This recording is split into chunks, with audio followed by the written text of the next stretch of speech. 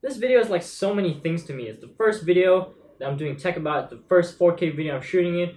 It's the first video that I'm shooting in 30 FPS in a long time. It's just a lot of things. Hey, what's up guys? It's Keith, and today we're not doing any geeky sort of comic book movie or whatever video.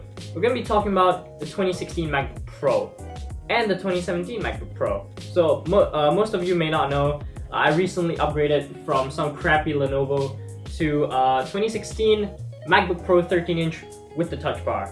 And so the spec sheet are as shown. It has a 2.9 GHz i5, 8 gigs of low power DDR3 memory. It has 256 gigs of PCI Express SSD, and it does have the touch bar. So I want to talk about a bit of my experience with the MacBook Pro so far before I get into what to expect about the 2017.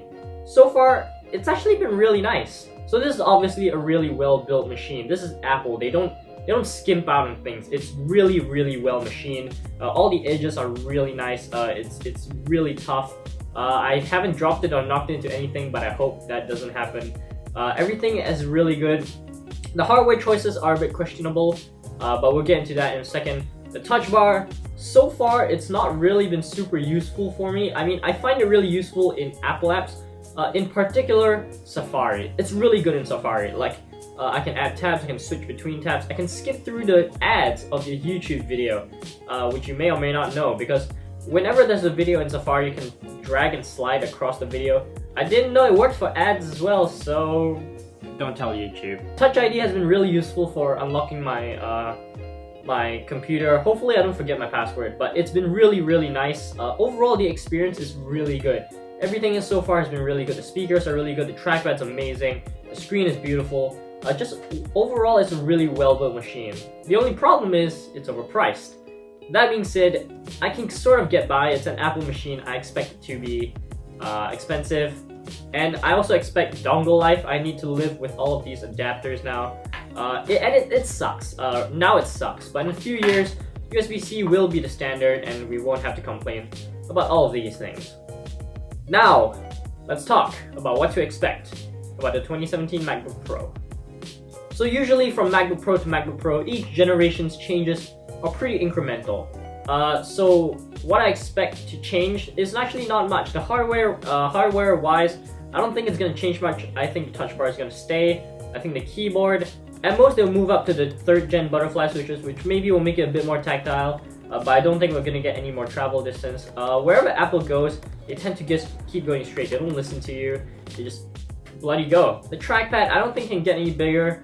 The screen, maybe it'll be more high-res and have a wider color gamut. But I really don't think much of this is going to change. What I do think will change though are the insides. So right now it is running a Skylake CPU. And the reason why they didn't go for the Kaby Lake CPUs is because Intel didn't provide them with that fast enough.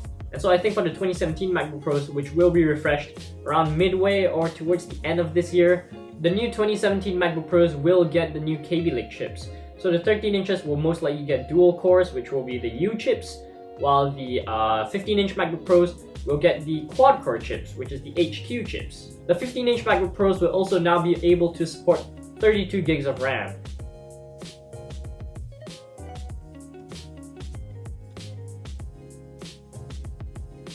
Assuming they actually go for the Kaby Lake chips, because the Kaby Lake chips will also lead to better battery life, which leads them to be able to run 32 gigs of memory.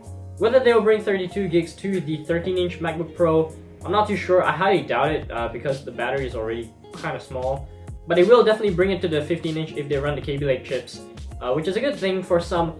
But keep in mind, not many people actually make use of 32 gigs. Even 16 gigs is a bit of an overkill, especially if you don't do much with your MacBook. If you just do regular Ultrabook stuff, like emails, web browsing, media consumption, you don't need 32 gigs. Even if you're a video editor, 16 gigs is more than enough. That being said, if you really need that 32 gigs, it's gonna come. It will come actually. As for graphics, I don't think much is gonna change. It's still probably gonna be crappy. It's probably gonna be a long way before Apple adds really good graphics cards into their MacBooks.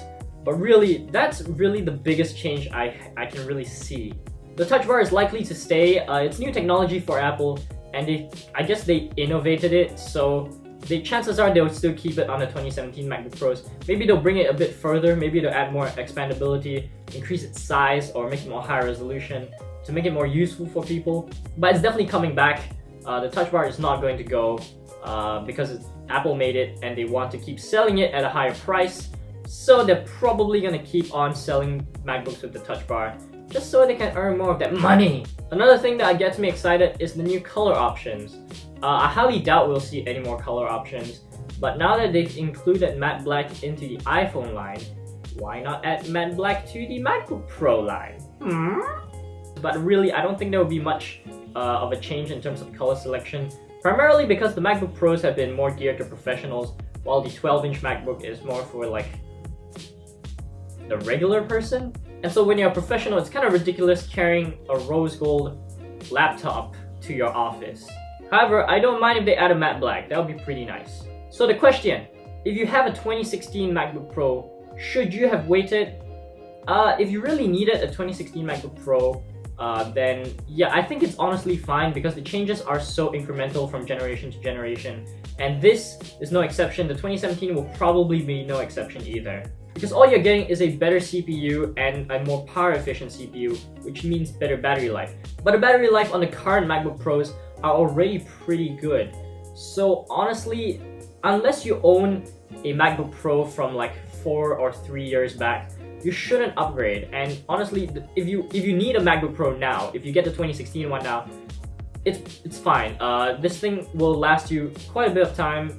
It will still be a really good machine even today. And if you just got one and the 2017 is just announced tomorrow, you should be fine. With that being said, I think that's all I have to say about the 2016 and 2017 MacBook Pros. So far with the 2016 MacBook Pro, I'm really liking this machine. It's a bit expensive, yes, but the overall experience has been really good, and it is overpriced. I understand if you hate people for owning one, that's fine. I see where you're coming from. But overall, you should think about it and think about it deeply. This is a good machine. This is a really good machine. And the 2017 one will likely be better. Yes, they are expensive, but it's Apple. You can't really get away from that. Aside from that, thank you all for watching. If you want to check out my other videos, you can go check them out somewhere up there. And if you want to subscribe to see more tech videos, then yeah, go ahead and subscribe. Maybe I'll do more in the future.